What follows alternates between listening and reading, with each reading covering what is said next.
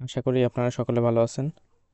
আমরা টুকিটাকি object oriented programming দেখে নিলাম এবং কিভাবে প্রজেক্ট করতে হয় রিয়েল লাইফে সেগুলো দেখলাম। তো এখন আমরা নামপাই নিয়ে আলোচনা করব। ভাবছিলাম ডাটা স্ট্রাকচার দেখব, তো এখন মনে করি যে ডাটা স্ট্রাকচার চাইতে আমি সরাসরি নামপাই পান্ডাস এগুলোতে ফোকাস করি, এটা বেশি ভালো হবে। যাই হোক, আমরা কিভাবে নামপাই আমরা ব্যবহার করতে পারি সেগুলো আমরা একটু দেখব। তো প্রথমে নামপাই ব্যবহার করতে গেলে আমরা মনে রাখবো নামপাই একটা লাইব্রেরি।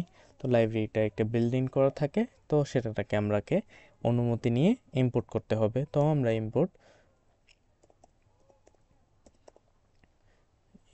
নামপাই, তো ইনপুট নামপাই আমার নামপাই দেওয়া শেষ। তো নামপাই এখন আমি যদি এটাকে ব্যবহার করতে হয় NUMPY দিয়ে আমি ব্যবহার করতে হবে। তো তার জন্য আমি NP শর্টকাটে ব্যবহার করব। জাস্ট আমি যেন NP দিয়ে আমি নামপাইটাকে ব্যবহার করতে পারি। তো নামপাই হচ্ছে একটা অ্যারে। তো আমরা সবাই জানি যে অ্যারে কিভাবে তৈরি করে। ধরেন হচ্ছে আমি একটা অ্যারে তৈরি করতেছি বয়সের উপরে।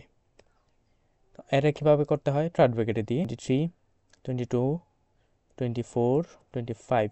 ওকে, এটা একটা অ্যারে, বয়সের একটা অ্যারে হইলো। তো আমি এখন এটাকে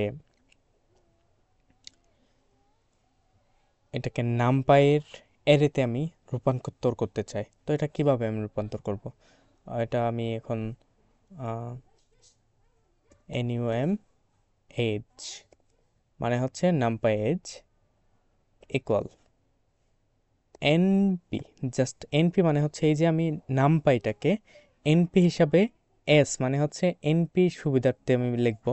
এখানে যদি NP না দিতাম তো আমার এখানে নামপাই পুরোটা লিখতে হতো।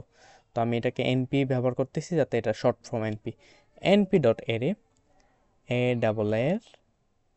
এরে এরে। তো এরে কোনটা, এরে হচ্ছে আমার এই যে এই যে বয়সটাকে আমি লিস্ট করলাম, এই লিস্টটাকে আমি এখানে ঢুকিয়ে দিলাম। ওকে, তো শেষ। তো এখন যদি আমি প্রিন্ট করি, প্রিন্ট নাম এজ। ওকে, তো এটাকে যদি আমি প্রিন্ট করি, এটা কিন্তু আমার সম্পূর্ণরূপে প্রিন্ট হবে। এই যে আমার এরে কিন্তু এটা প্রিন্ট হয়ে গেল, এটা হচ্ছে নামপাই এরে।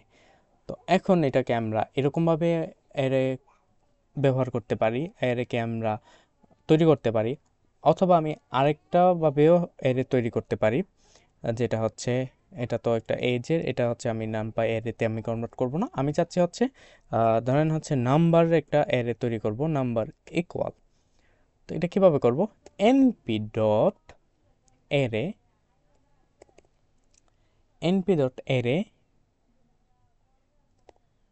তারপরে যেহেতু এটা একটা বিল্ট ইন মেথড, অবশ্যই এটা ফার্স্ট ব্র্যাকেটে আমার ব্যবহার করতে হবে। তো ফার্স্ট ব্র্যাকেটের ভিতরে আমি একটা অ্যারে তৈরি করব, যেটা হচ্ছে আমি একটা সংখ্যা দিব হচ্ছে 2,3,4,5,6। এটা একটা অ্যারে। তো এখন যদি আমি প্রিন্ট করি, প্রিন্ট নাম। ওকে, এখন যদি আমি এটাকে রান করে ফেলি, তো এই যে আমার এটা কিন্তু একটা নামপাই অ্যারে। তো এটা হচ্ছে আমার 1D অ্যারে। একটু খেয়াল রাখতে হবে আপনাদের সবাইকে যে এটা হচ্ছে আমার 1D অ্যারে। আমি এখন 2D অ্যারে কিভাবে তৈরি করব। 2D অ্যারে হচ্ছে ডাবল পার্ট। 2D অ্যারে হচ্ছে ডাবল পার্ট। তো ডাবল পার্টের যে অ্যারেগুলা হচ্ছে মোটামুটি অনেকটা আমাদের ম্যাথমেটিক্যালি খুবই কাজে লাগে। তো এখন আমরা 2D অ্যারেটা কীভাবে বানাতে হয় আমরা দেখি। তো এটা হচ্ছে আমার 1D অ্যারে। তো 2D অ্যারে কমেন্ট করে দিই, 1D অ্যারে। এখন আমি 2D অ্যারে লিখবো হচ্ছে, ধরেন হচ্ছে আমি লিখলাম হচ্ছে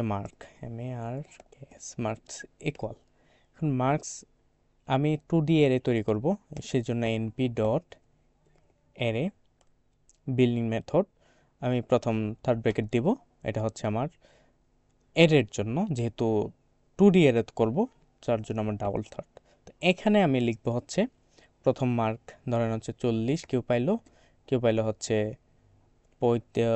35, কেউ পাইলো হচ্ছে 55। ওকে, গেল হচ্ছে একটা পার্ট। তারপর কমা দিয়ে আরেকটা আমি নিচে লিখতে পারবো। কমা দিয়ে নিচে আরেকটা লিখবো হচ্ছে, আবার থার্ড ব্র্যাকেট দিব, দেওয়ার পর আমি লিখলাম হচ্ছে কেউ পাইলো 98, কেউ পাইলো 89, কেউ পাইলো 90। গেল আমার, এটা কিন্তু আমার 2D অ্যারে। এখন আমি এটাকে জাস্ট প্রিন্ট করে দিব, print marks। ওকে, এখন আমি মার্কসটাকে প্রিন্ট করি। এই যে দেখেন আমার 2D অ্যারেটা কিন্তু তৈরি হয়ে গেল। তো এখন অ্যারে ইনফো দেখার জন্য আমরা কিছু ফাংশন বা মেথড ব্যবহার করতে পারি। অ্যারেটা কীরকম, অ্যারেটা কোন প্রকৃতির, বা অ্যারেটা কিভাবে করতে হয়, সেগুলো কিন্তু আমি দেখতে পারি। তো আমি যদি এখানে প্রিন্ট মার্কস ডট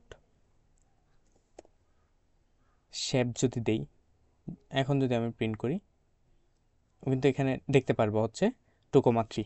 2,3 মানে হচ্ছে, আমি একটু দেখাই দিই, 2,3 হচ্ছে আমার এই যে 2টা হচ্ছে রো আর 3টা হচ্ছে কলাম। 2টা রো 3টা কলাম, এই যে 2টা রো 3টা কলাম, এটা হচ্ছে আমার 2টা রো 3টা কলাম। এটা হচ্ছে শেপ দেখালো। আর আমি যদি আপনার সাইজ দেখতে চাই, অ্যারেটার সাইজ কি, অ্যারেটার সাইজ কি, এখন যদি আমি প্রিন্ট করি,